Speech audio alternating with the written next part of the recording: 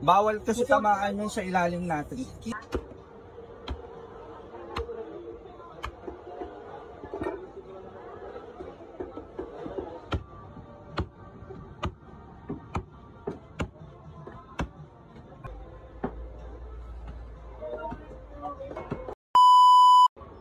Yo, what's up sa inyo guys? Magandang umaga. So papakita ko sa inyo kung paano ako nagcha-chop-chop ng baboy guys. Ito guys yung sinasabi ko sa inyo na meat inspection certificate.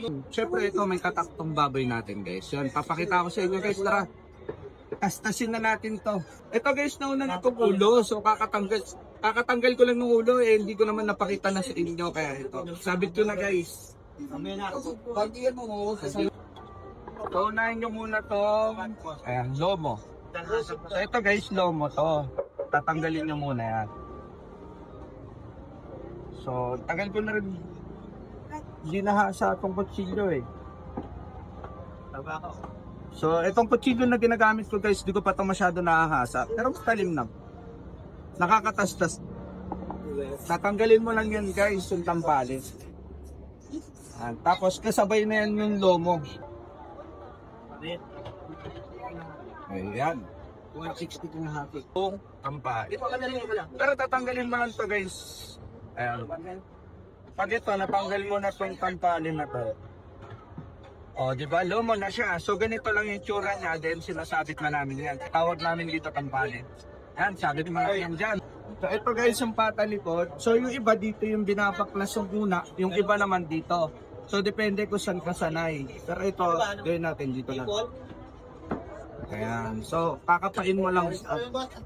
Bigyan kita, may namano. Ayan, marami ako dito.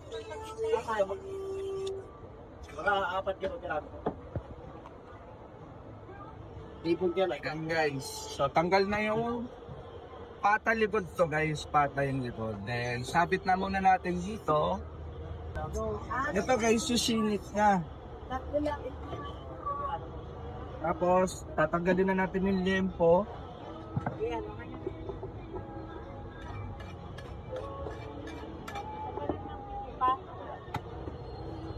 Then, pag ingatan nyo lang guys kasi yung bawal kasi tamaan yun sa ilalim natin.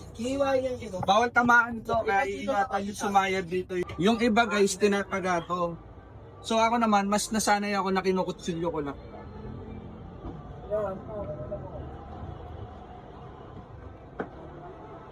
Yan.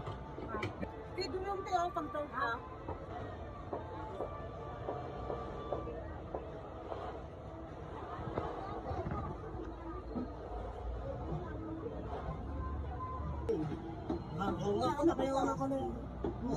Guys, medyo ano lang. So ito yung buntot guys. Yan. So kasama yung tadyang. Sabit mo na nga. Ito yung pigi natin guys. Yan, pigi. Pag dito guys, magbabaklas na tayo dito ng leads. Yan. Bibilang ka lang dito ng 4 guys. Ito, pakita mo. 1, 2, 3, 4. So dito guys, yan, susundan mo lang yung ribs niya.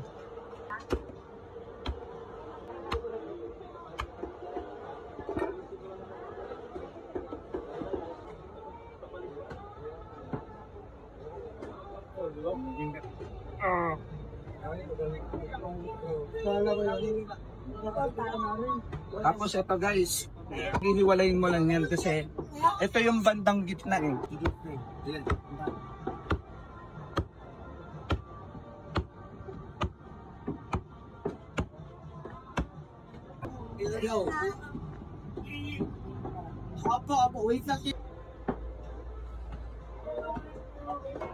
Ayan.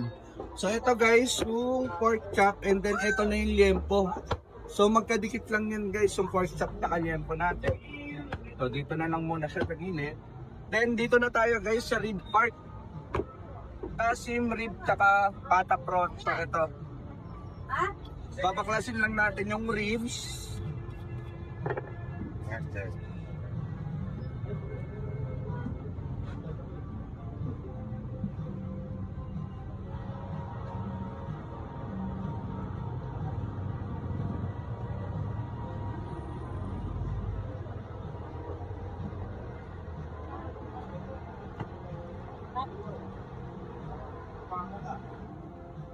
So guys, ito yung spare ribs natin and syempre nililinis muna natin yan.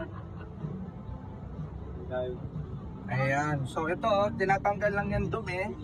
And then ito, spare ribs namin guys, so napakalaman yan. Ako mismo nagka-cut. Ayan o. Ayan, laman guys o. Special cut talaga yan guys. Tapos ito guys, yung kasi.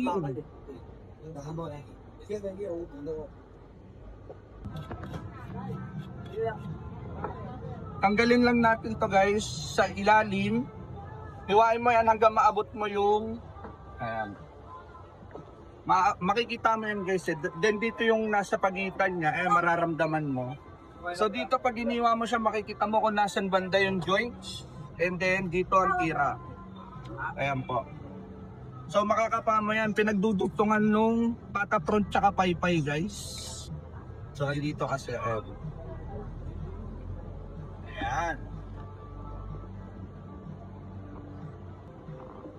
Yung iba guys, nilalamanan nila to para pwede nilang magawang buto-buto.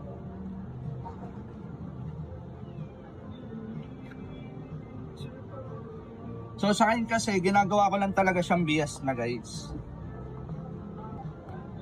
Lumitaw na yung ano guys.